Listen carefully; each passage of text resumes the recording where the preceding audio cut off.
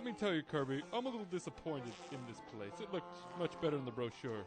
Have you seen the movie An Inconvenient Truth?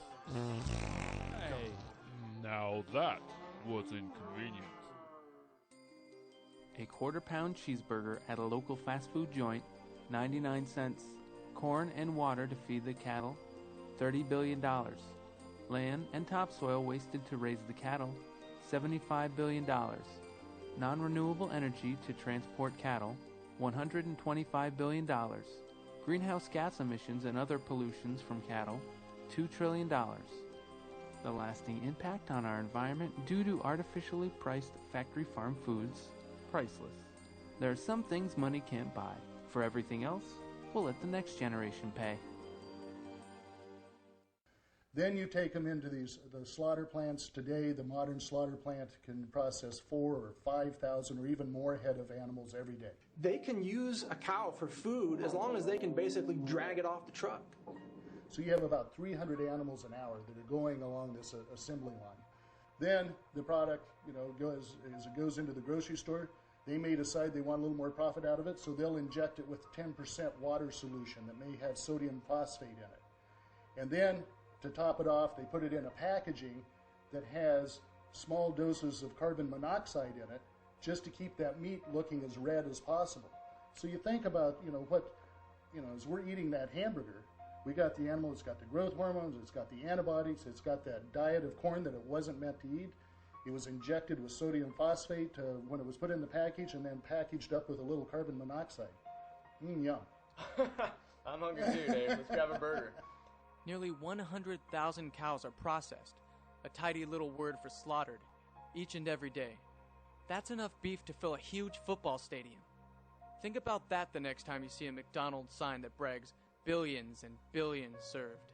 And at the end of the day, you don't have any clue of where that meat came from. It's coming from all these different animals. So if there's a problem with one animal, there's E. coli, or if there's something like that, it's getting mixed around and it's getting shipped out to 30, 35, 40 different states. And that's why we have these problems that we have with, E. coli comes up and all of a sudden people in 23 different states are getting sick because we have such a concentrated food system that it's all coming out of these centralized plants. So I can be eating 1,055 different cows in my hamburger?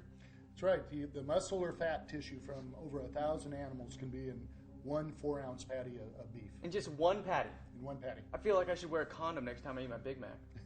Well, that's not a bad analogy because it is, when we think about the danger, the food safety danger, because of, if one sick animal gets processed and that meat gets mixed around, that muscle or fat gets mixed around, it can really cause a problem with the whole food system. What the hell are they putting into a hot dog? What is in that? Are they free to do whatever they want and put whatever kind of meat? You don't want to know what's in a hot dog, man. Let me introduce you to a concept called AMR. It stands for Advanced Meat Recovery.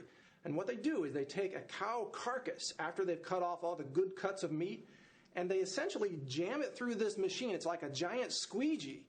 And they squeeze out every bit of protein that they can get. And now I know this is gross, but this is exactly how it works. They get out the sinew, they get out the blood vessels. I mean, every piece of meat and juice they can squeeze out of this machine, that becomes beef, suitable for human consumption. That goes into hot dogs. Gail, could you please take me on what the typical factory farm, meat-producing factory is like, where the meat is going to, say, fast food places? Well, production line speeds are so fast in these places, and the workers are struggling so hard to keep up with the pace, that the individuals that I interviewed for my book, Slaughterhouse, admitted to me that they deliberately strangled, beat, scalded, skinned, and dismembered hundreds of thousands of fully conscious pigs and cows. Why would they do that? Well, because line speeds are so fast. One single slaughterhouse that I visited kills roughly 150,000 pigs a week. What was probably the worst thing, in your opinion, that you saw? The worst thing that I encountered was the complete removal of all the hide and the legs of fully conscious cattle, the only hide left on their bodies being that on their heads. And then there was the immersion of hundreds of thousands of conscious pigs into tanks of scalding water for dehairing. Are we supposed to be doing that? Is that regulation? No, they're definitely not supposed to be doing that. They're supposed to be unconscious before they're ever scalded.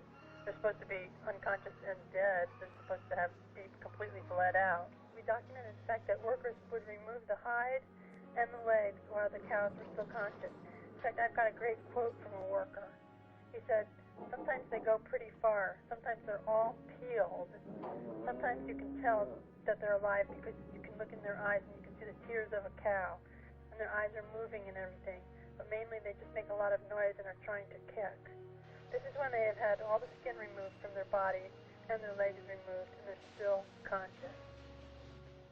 How are they supposed to be killed at this point? They're supposed to be rendered unconscious with a knocking gun, which delivers a blow to the head, renders them unconscious, and actually kills them. But line speeds are so fast that workers can't, the person that operates the stunning device can't do a good job, and the animal's hung up and goes down the line for processing anyway. Aren't there people whose job it is to make sure that this isn't happening, that there is some kind of integrity involved in this process? No, there's no oversight on farms, and in slaughterhouses, the oversight is by the USDA. It doesn't sound to me like it's really working. No, it's not working at all. When anything's killed, it has fear, and that adrenaline goes into the tissues. And that fear of death goes into the tissues. Is it a spiritual thing or like a chemical thing with the brain like you were talking about? It's both. Do these animals feel pain? Oh, sure. They're just paralyzed. They can feel pain. What can we do besides putting handcuffs on certain government officials to put an end to this cruelty? The bottom line, I think, is that each and every one of you can speak out for the animals. These poor animals can't speak for themselves. They don't have a voice, and it's up to your generation to be their voice, and every voice counts.